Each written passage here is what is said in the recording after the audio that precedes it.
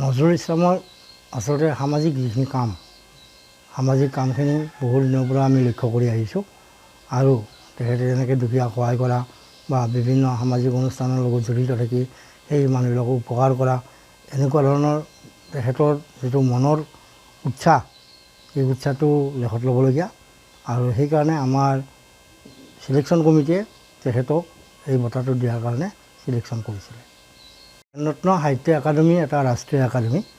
আৰু এই একাডেমীত প্ৰায় 14খন ৰাজ্য আছে ভাৰতত আৰু এইবাৰ আমাৰ যোৱা 9 মাৰ্চত আমাৰ গুৱাহাটী অমৰ প্ৰভা ভৱনত ইয়াৰ অধিৱেশন অনুষ্ঠিত হৈছিল আৰু এই অধিৱেশনত আমি আমাৰ অসমৰ মোটামুটি 50গৰাকী মানুহক আমি বিভিন্ন ঠাইত লোকক বঁটা প্ৰদান কৰিছোঁ আৰু তেখেতে সেইদিনাৰ দিনটো এই ৰজাৰ মহৰ কাৰণে আমাৰ অনুষ্ঠানত উপস্থিত থাকিব নোৱাৰিলে আৰু তেতিয়া দেখিলোঁ যে তেখেতে এনেকৈ বঁটাটো পৰি থাকিলে নহ'ব, তেখেতক মই লৈ আহি ঘৰতে দিয়াৰ কাৰণে ব্যৱস্থা কৰিছোঁ। নজৰুল ইছলামৰ আচলতে সামাজিক যিখিনি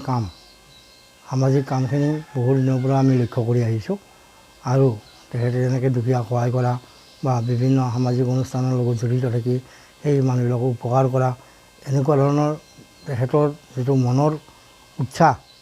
এই উৎসাহটো লেখত ল'বলগীয়া আৰু সেইকাৰণে আমাৰ চিলেকশ্যন কমিটিয়ে তেখেতক এই বঁটাটো দিয়াৰ কাৰণে চিলেকশ্যন কৰিছিলে। ৰত্ন সাহিত্য একাডেমী এটা ৰাষ্ট্ৰীয় একাডেমী আৰু এই একাডেমীত প্ৰায় 14খন ৰাজ্য আছে ভাৰতত আৰু এইবাৰ আমাৰ যোৱা 9 মাৰ্চত আমাৰ গুৱাহাটী অমৰ প্ৰভা ভৱনত ইয়াৰ অধিৱেশন অনুষ্ঠিত হৈছিল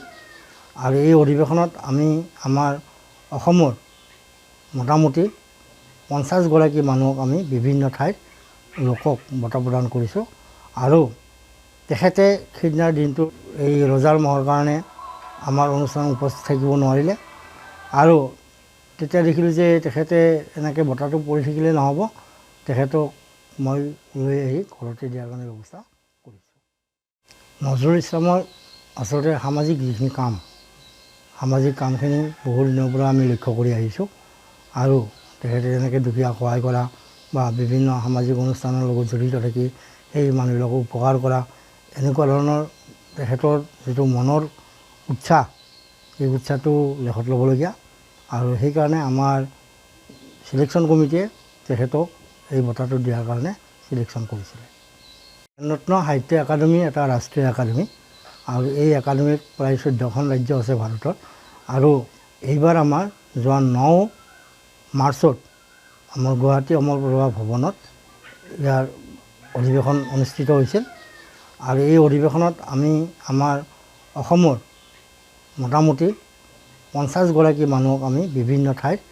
লোকক বঁটা প্ৰদান কৰিছোঁ আৰু তেখেতে সেইদিনাৰ দিনটো এই ৰজাৰ মহৰ কাৰণে আমাৰ অনুষ্ঠানত উপস্থিত থাকিব নোৱাৰিলে আৰু তেতিয়া দেখিলোঁ যে তেখেতে এনেকৈ বঁটাটো পৰি থাকিলে নহ'ব, তেখেতক মই লৈ আহি ঘৰতে দিয়াৰ কাৰণে ব্যৱস্থা কৰিছোঁ। যিকোনো খবৰৰ বাবে যোগাযোগ কৰক 7099017330 লগতে 7099017110 নম্বৰত।